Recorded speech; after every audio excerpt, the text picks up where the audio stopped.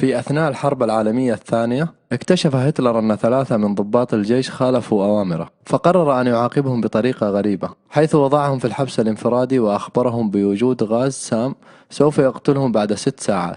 وبعد 4 ساعات تفاجأ بموت 2، والثالث كان يعاني تشنجات ويلفظ أنفاسه الأخيرة. بالرغم من عدم وجود أي غاز، لقد ماتوا من تخيلاتهم السلبية التي حفزت العقل على إطلاق الهرمونات القاتلة. لذلك انتبه لتفكيرك، فأعضاءك كلها تستجيب للصورة التي رسمتها داخل عقلك بإتقان. فالرسائل الدماغية الإيجابية أو السلبية تحدد نهج حياتك. مثلا لو أقنعت نفسك أنك مرهق، فسوف تكون أكثر إرهاقا وتعب. أخيرا تصنع السعادة فتسعد، ولا تكثر الشكوى فيأتيك الهم.